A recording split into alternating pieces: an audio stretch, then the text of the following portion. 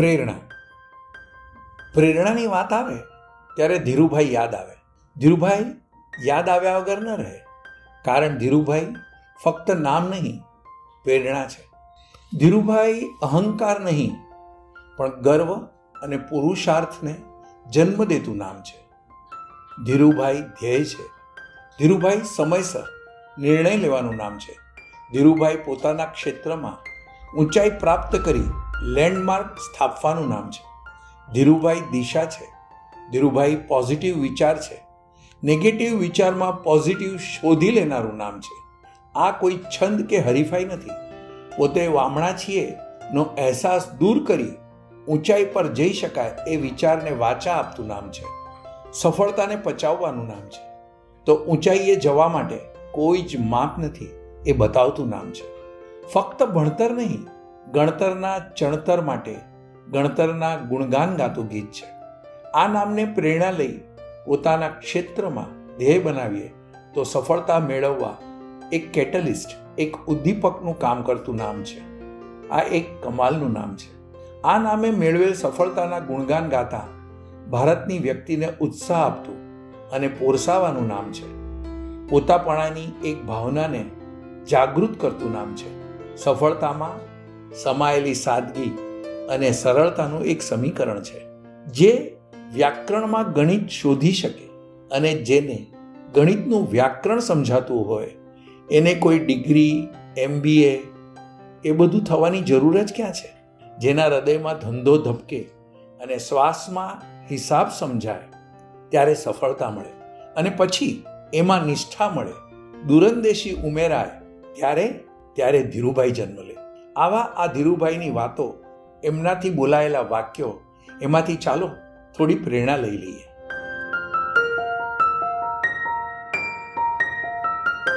આજે પ્રેરણા મેળવવા મોટિવેશનલ વાતોના વિડીયો YouTube ઉપર ખૂબ જ છે. છતાં સમાજમાં જોઈશું તો સાંભળનારની સંખ્યા કરતાં એમાંથી કંઈક જીવનમાં ઉતારી ધ્યેય સુધી પહોંચવા પ્રયત્ન કરનારની સંખ્યા ખૂબ ઓછી મળશે. કારણ વેપારમાં સફળતા મેળવવા મહત્વ ક્રિએટિવિટીનું તો છે જ, પરંતુ એના કરતાં અનેક ગણું વધુ મહત્વ એક્ઝિક્યુશનનું છે. સામાન્ય રીતે આરંભે શુરા જેવા હાલ મોટા ભાગના લોકોના થતા હોય છે. એનું કારણ છે વિચારને વાચા આપવા અને કાર્યને પૂર્ણ કરવા સતત પરિશ્રમ, સાચી દિશામાં મહેનત, એનું જ્ઞાન, આવતી અને પડનાર તકલીફને પહોંચી વળવાની તૈયારી, ખુદ અને ખુદના કામ પર શ્રદ્ધા સૌથી મોટી વાત છે. ઈશ્વર પર પૂર્ણ ભરોસો જરૂરી છે. સફળતા આવી સતત મહેનત માંગે છે. જ્યારે આવી વાત કરીએ ત્યારે ધીરુભાઈનું નામ યાદ આવે જ, કારણ સ્વપ્ન જોયું અને પૂરું કરવા પૂર્ણ પરિશ્રમ કર્યો. એમના જીવનની ઘણી બધી વાતો સાંભળી છે એટલે નવું નથી, પરંતુ એ દરેક વાત અને પ્રસંગમાંથી શીખનાર માટે એ દરેક વાત, દરેક પ્રસંગ એક અધ્યાય છે. એમના વિચારોનું પ્રતિબિંબ એમના કહેલા અનેક વાક્યોમાં દેખાઈ આવે છે. ચાલો આજે એમના કહેલ બોલેલ થોડા સુવિચારોને મમળાવી પ્રેરણા મેળવીએ. એમના પ્રખ્યાત અને પ્રચલિત થયેલા થોડા વિચારો જે ધીરુભાઈ ફક્ત બોલ્યા નથી, જીવનમાં ઉતાર્યા પણ છે. એમના કહેલ અનેક પ્રચલિત કોટેશન્સમાંનું એક, think big, think fast, think ahead. Ideas are no one's monopoly. Vision ભલે મોટું રાખો, પરંતુ વાસ્તવિક, સાચું, જે પૂરું કરી શકાય એવું હોવું જોઈએ. બાકી હવામાં વાતો તો ઘણી મોટી કરી શકાય. ટૂંકમાં ધીરુભાઈ મોટું વિચારતા સાથોસાથ એ પૂરું કરવા શું કરવું અને શું થશે કે નહીં એ વિચારી પગલું ભરતા. અહીં એમનું એક વધુ વાક્ય યાદ આવે છે. A vision has to be within reach, not in the air, it has to be achievable. આ સમજણ સાથે એમણે મોટું કામ કરવાની શરૂઆત કરી.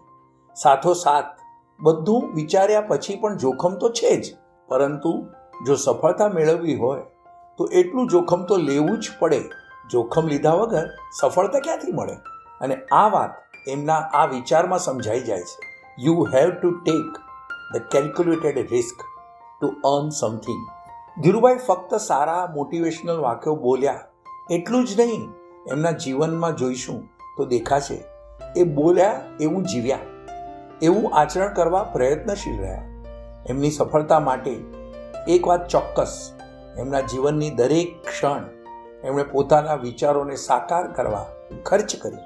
આ સફળતા સમયસર અને ધાર્યા કરતાં વધુ મેળવવા એમણે ખુદનો જીવન મંત્ર રાખ્યો, dream have to be bigger, ambitions higher, commitment deeper, efforts greater.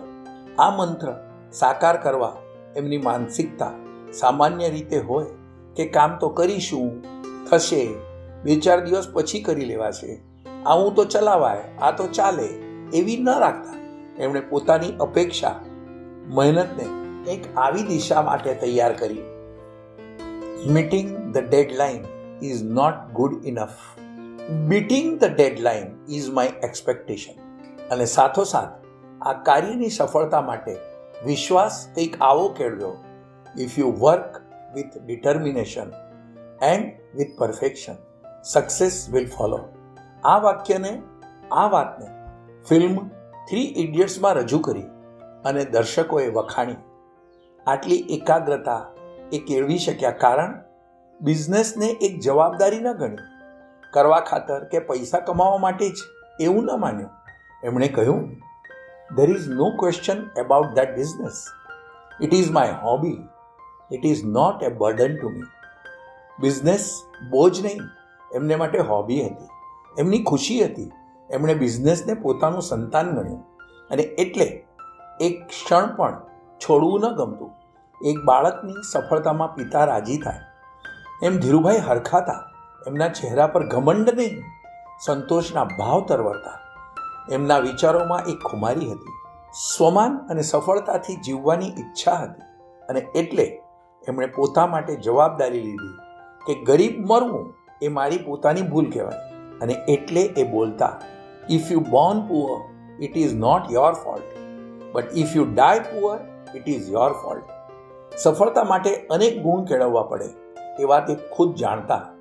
અને એટલે વેપારમાં મનોબળ, સચ્ચાઈ ઉપરાંત નીતિ સાફ રાખવી, ભલે થોડો કપરો કાળ ચાલતો હોય, ગુણવત્તામાં બાંધછોડ ન જ પરવડે. અને આ વાત માટે એમના શબ્દો હતા, keep your moral high in spite of setbacks, at the end you are bound to succeed. સાથોસાથ એક ખાસ ગુણ હતો જે સામાન્ય રીતે કેળવવો ખૂબ અઘરો છે. ભૂલ બીજા પર ઢોળવી એ સામાન્ય રીતે દરેકની આદત હોય છે. ભૂલ સ્વીકારવી સરળ નથી. ત્યારે ધીરુભાઈ માનતા, ભૂલ થાય તો ખુદની ગણવી, સુધારવી, કબૂલવી. જો નફામાં હકદાર થવું છે તો ભૂલ કબૂલવી જરૂરી છે. આ વિચાર જ એક મુઠ્ઠી ઊંચેરા માનવીની ઓળખાણ દર્શાવે છે. એમની દ્રઢ માન્યતા હતી, in the end you have to on your own mistakes and success. અને મુખ્ય વાત, આ બધું ટૂંકા ગાળામાં મળ્યું એનું એક કારણ છે એમની દ્રઢ માન્યતા એક વાત પર, for those who dare to dream there is whole world to win. કર્મ અને કાર્ય પર શ્રદ્ધા અને નીતિથી કરીશ તો કુદરતનો, પ્રભુનો સાથ મળશે જ એ વિશ્વાસ. અહીં એમના કહેલ જે પણ સુવિચારો જણાવ્યા એ ફક્ત સારું બોલવા નહોતા બોલાયા, જીવનમાં ઉતાર્યા. અને એથી મળેલ સફળતા સૌએ જોઈ. એક વાત બીજી પણ કે એમની મળેલ સફળતામાં એમની આસપાસના અનેક વેપારી, સપ્લાયર, ડીલર, ઇન્વેસ્ટર એ સફળતાનો સ્વાદ ચખાડતા ગયા.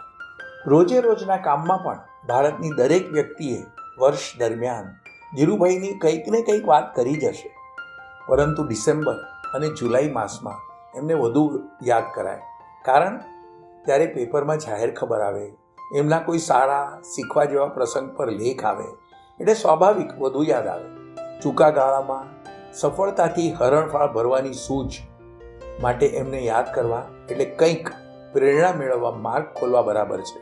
આજે આવા ધીરુભાઈને યાદ કરીએ અને એમના ફક્ત બોલાયેલા જ નહીં પરંતુ એ વિચારોનું પોતાના જીવનમાં ઉતારી બતાવી.